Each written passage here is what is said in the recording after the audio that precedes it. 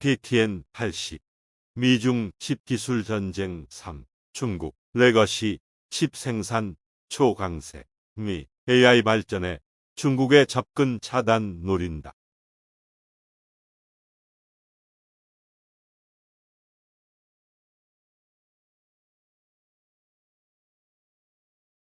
차이나즈 뉴 스트라테지 포 웨이징 더 마이크로칩 테크워. 마이크로칩 기술 전쟁을 벌이는 중국의 새로운 전략.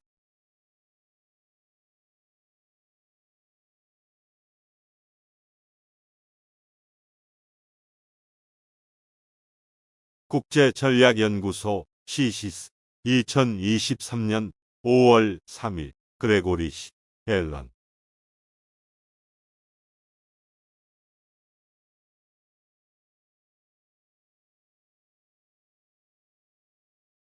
섹션 3 10월 7일에 대응하는 중국의 전략적 목표. 10월 7일 이후 중국은 4가지 전략적 목표를 추구하고 있다. 1. 중국이 해외 경제 압력에 노출되는 것을 제한. 2. 향후 미국과 동맹국의 경제 압박 억제. 3. 중국에 대한 국제 경제 의존도 증가. 4. AI의 경제 및 보안 이점 확보.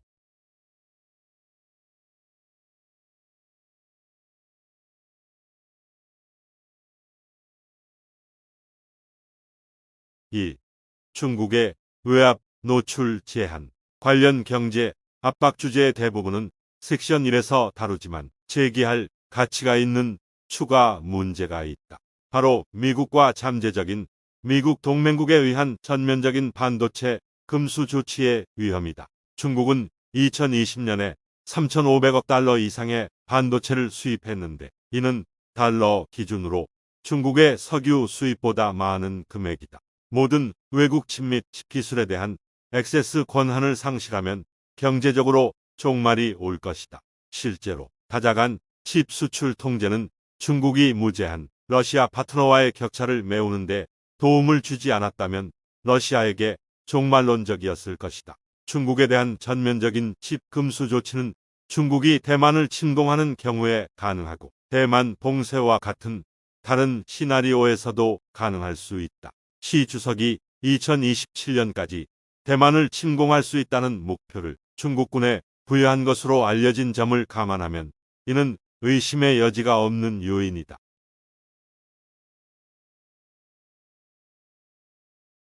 2. 미래의 미국과 연합국의 경제 압박 억제. 10월 7일 수출 통제 이후 중국이 보복할 수 있는 방법에 대해 많은 논평이 집중되었다. 섹션 4에서 더 논의하겠지만 중국은 보복하고 있으며 중국은 계속해서 보복할 것이다. 그러나 보복에 대한 이러한 초점 중 일부는 목적과 수단을 혼동한다. AI와 반도체에 관한 중국의 핵심 전략적 목표는 미국을 처벌하는 것이 아니라 기술의 전략적 이점을 얻고 보존하는 것이다. 보복의 요점은 점수를 얻기 위한 것이 아니라 미국과 동맹국의 향후 행동을 저지하는 것이다. 10월 7일 수출 통제는 트럼프 행정부가 추진한 것보다 훨씬 더 큰 피해를 주는 반도체 제재 및 수출 통제였다. 미국의 경제적 압박은 지난 5년 동안 중국의 도발이 심화됨에 따라 상당히 증가했으며 현재 중국이 자신의 핵심 전략적 이익으로 인식하는 것을 손상시키고 있다. 중국이 미국의 행동을 바꾸고 싶다면 억제하거나 달래는 2가지 옵션이 있다.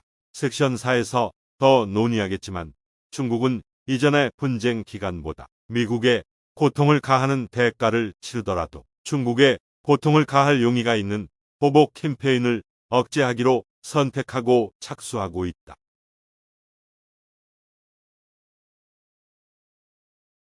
3. 중국에 대한 외국의 의존도 증가. 현재 반도체 산업에서 중국에 대한 글로벌 의존도의 가장 큰 원인은 고객이다. 이것은 위에서 언급한 3,500억 달러 규모의 중국 수입품의 자연스러운 이면이다. 칩의 흐름이 멈추면 돈의 흐름도 멈추고 반도체 회사는 많은 돈이 필요하다. 반도체 산업협회의 2019년 데이터에 따르면 중국 고객은 다음과 같다. 전자장치 제조업체의 본사 예전화, 컴퓨터, 세탁기의 칩 수요의 26%, 전자장치 조립 위치별 칩 수요의 35% 중국에서 조립을 수행하는 외국 기업 포함, 그리고 전자장치 최종 사용자의 위치에 따라 칩 수요의 24%, 2021년 중국은 세계 수요의 26%를 차지하는 반도체 제조 장비의 세계 최대 고객 시장이기도 했다. 그러나 중국의 코비드-19 폐쇄 제한과 10월 7일 통제로 인해 칩 수요와 장비 수요 모두에서 중국의 점유율이 크게 감소했다. 중국은 낚시, 와인, NBA 농구 TV 방송과 같이 다양한 시장에서 외교 정책의 도구로 고객에 대한 접근을 차단할 용의가 있음을 입증했다. 중국 지도자들은 조건부 시장 접근을 외교 정책의 도구로 사용하려는 의지에 대해 공개적으로 이야기한다. 하지만 수요 측 강압은 여기까지이고 중국은 공급 측 강압력 강화도 모색하고 있다. 시진핑은 2020년 4월에 우리는 국제 생산 체인의 중국 의존도를 강화하고 외국인에 대한 공급을 인위적으로 차단하는 강력한 대응책과 억지력을 형성해야 합니다. 라고 말했다. 중국은 2020년 전 세계 생산량의 9%를 차지하는 세계에서 중요한 칩 공급국이 되었지만 전 세계 칩 생산에서 중국이 차지하는 비중은 코로나19 봉쇄 기간 동안 크게 감소했다. 중국의 칩 생산 능력은 28나노미터 이상으로 정의되는 레거시 노드에 집중되어 있다. 레거시 칩은 여전히 많은 산업 분야에서 필수적이며 수요가 증가할 것으로 예상되며 중국은 이 분야에서 단연 최대의 투자자이다. 중국이 레거시 칩에서 지배적 위치를 확립하는 데 성공하면 자동차 칩과 같은 주요 시장 부문에서 중국에 진정한 강압력을 부여할 수 있다. 중국의 단기 강압력에 가장 자주 논의되는 원천은 희토류 금속 채굴, 특히 정제 능력에 대한 지배력으로 전 세계 생산 능력의 각각 60%와 80% 이상을 통제하고 있다. 그러나 중국의 희토류 지배와 미국의 반도체 지배 사이에는 중요한 차이가 있다. 중국은 기술이 부족하고 이를 획득할 수 있는, 신뢰할 수 있는 경로가 없기 때문에 반도체에 취약하다. 미국과 그 동맹국들은 문제를 해결할 적절한 정치적 의지를 보여주지 않았기 때문에 희토류 금속에 취약하다. 희토류에 대한 미국의 입장은 유럽이 러시아 천연가스에 의존하는 위기와 유사하다. 유럽은 추가적인 액화 천연가스 운송 터미널을 건설할 수 있는 모든 기술과 외국 소스를 획득할 수 있는 부를 가지고 있었다. 단순히 역량을 강화하려는 실질적인 시도를 보장하지 않는 무역을 통한 평화라는 다른 전략을 가지고 있었다. 그러나 러시아가 우크라이나를 침공하자 위기는 필요한 정치적 의지를 불러일으켰다. 희토류 금속을 차단하려는 중국의 움직임은 2010년 중국이 일본에 대한 희토류 수출을 제한했을 때와 같이 새로운 광산과 새로운 정제 능력을 개발하기 위한 돌진을 촉발할 것이다. 및 정제 설비 건설은 위기 상황에서 크게 가속화될 수 있다. 중국의 반도체 제조 장비 추격도 마찬가지다. 중국은 10년 이상 집중적인 개발 노력을 기울여 왔다. 2018년 4월 이후 이러한 노력은 거의 무제한에 가까운 자원을 사용할 수 있는 진정한 국가안보 우선순위로 바뀌었다. 그럼에도 불구하고 중국은 낭비와 부패 외에는 상대적으로 보여줄 것이 거의 없다.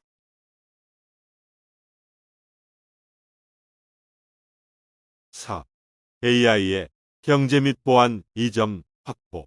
AI와 관련하여 시진핑 자신을 포함한 중국의 고위 지도자들은 AI의 리더십이 군사, 경제 및 지정학적 힘의 미래의 기초가 된다고 믿고 있다. 그들은 정확하다. 지난 10년 동안 현대 AI는 이미 군사, 정보, 감시 및 선전을 아우르는 놀라운 국가안보 능력을 입증했으며 가장 최근에는 우크라이나 전쟁에서 이를 입증했다.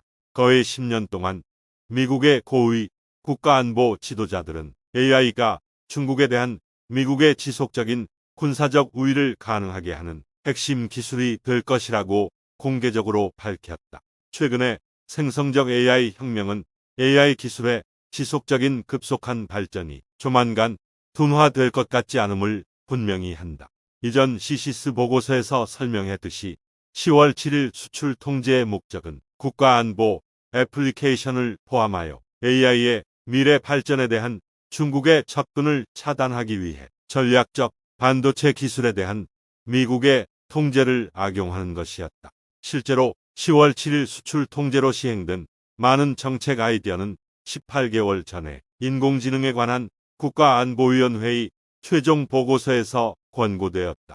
한마디로 바이든 행정부는 반도체 수출 통제를 수단으로 보고 있다. 그 목적은 미국과 동맹국의 안보가 중국의 AI 발전으로 위협받지 않도록 하는 것이다.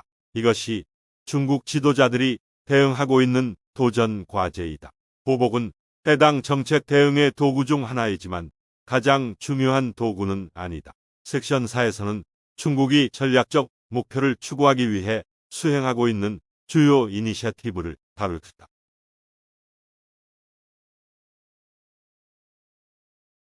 그레고리 시 알렌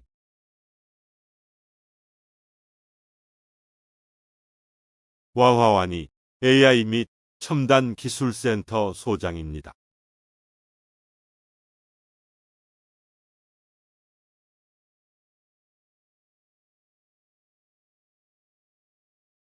안녕하세요. 사내TV의 싱크탱크 뉴스입니다. 세계 두뇌 집단의 연구 성과를 알기 쉽게 요약하여 소개합니다.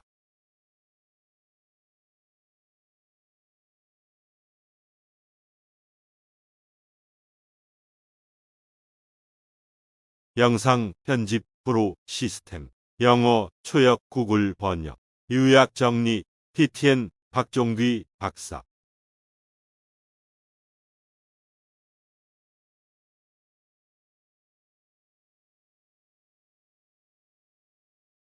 제안 사항이 있는 분은 센헤이트부 gmail.com 시청해 주셔서 고맙습니다.